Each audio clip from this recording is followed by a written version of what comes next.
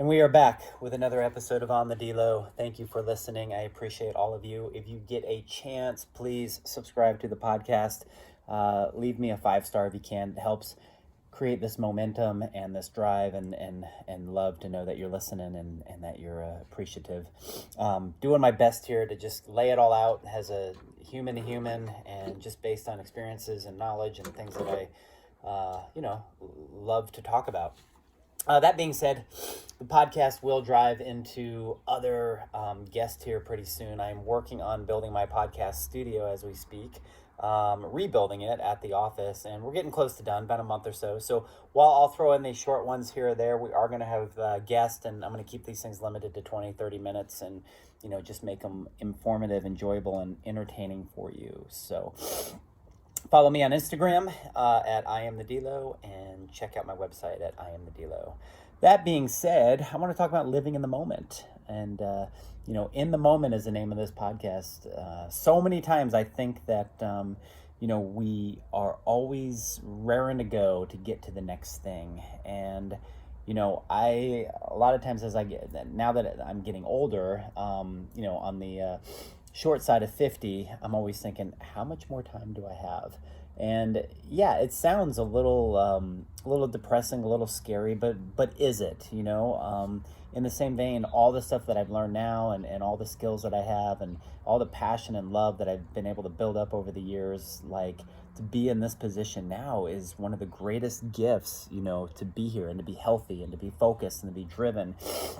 And so wondering how much time I have is really not going to do me too much good, but, maybe to every once in a while, just kind of ponder it and wonder if there's, really something more or less to life. And again, I think that's something that we all do. So, does time even exist? That's another question. What is time? Does it exist?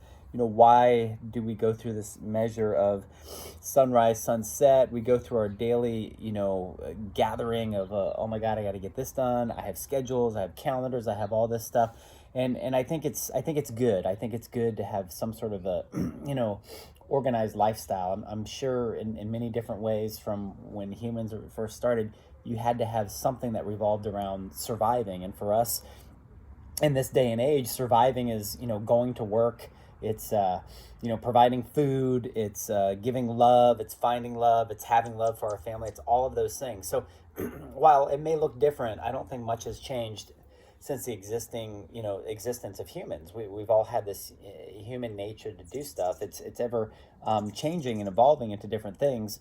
And, that's just something that we kind of square up and have to deal with at times, understanding that maybe our generation or mine might be a little bit different from, how my kids are growing up and what they utilize for their time. And also remembering that, time is in the analysis of, where we're at in our lives, So me thinking how much more time do I have at 50, maybe I'm a little bit more driven to get this, and that done because I want to be secure. I want to be taken care of, knowing that I took care of myself and did these things as I get older, my family and my wife and all that. So now's my drive time. Whereas when you're younger and I watch my teenage kids grow up, sometimes there's definitely no time. They're definitely on their own schedule to do what they want to do, how they want to do it, in not a very big rush. So all that is different perspectives, different times of our lives, all that sort of thing. Then talking about why we do what we do. And that's, very vague, very generic. But if you look at it in context of, are you analyzing every day the stuff that you're doing? Every day I wake up, I do this, I do that, I do this again, I do that again. And is it really the best, productivity of your time? Is it giving you a sense of completion? Is it furthering your life? Is it furthering, where you want to be in life? Is it making you feel good? And sometimes I think we just go through a lot of motions, according to what we feel like we've been told we have to do, or what we feel in instincts, certain instincts that my sinuses are killing me.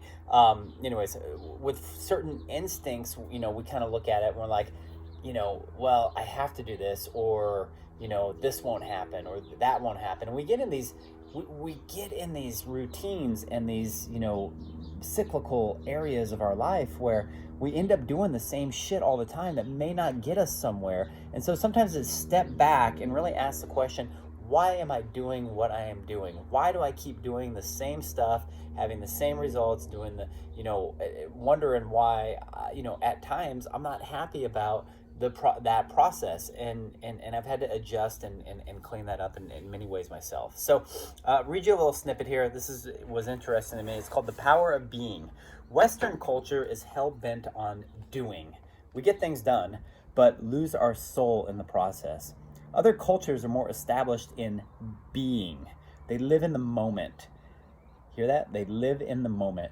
Savor the simple things in life. Value their connection with family, friends, and community. Isn't community such a beautiful word?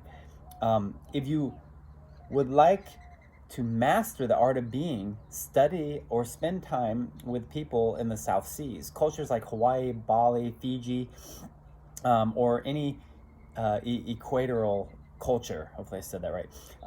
You are more likely to find natives relaxing than working late. You or I might criticize them for being lazy or non-productive, yet they find happiness in ways that many people in our culture long for. So it's very interesting. It comes from a book here, Radical Contentment, which I really love. The Power of Enough by Alan Cohen. Great book. I'll definitely do a synopsis on that book like I did The Alchemist. But if you just listen to that and you realize that we live in a vast world of, just billions of people and so many cultures, that maybe our way isn't necessarily the right way. It might be the right way for us and where we're at and who we're around, but there can be things, I think, within our way that can be tweaked and that can be refocused to give us the best of both worlds, and possibly help us help others to maybe relax a little bit, live in the moment, and just feel amazing about every little thing that we do in life. So anyways, that's In the Moment. I hope you enjoyed it. I hope you're in the moment wherever you're going to work. If you're just listening to this in your home, thank you for focusing on me for about 7 minutes and being in this moment. Again, I appreciate you. Please share the podcast. I'm really trying to grow an audience here, and I'm having a lot of fun with this. And I promise to bring some more, solid positivity and love to all of you. Peace, and have a great night.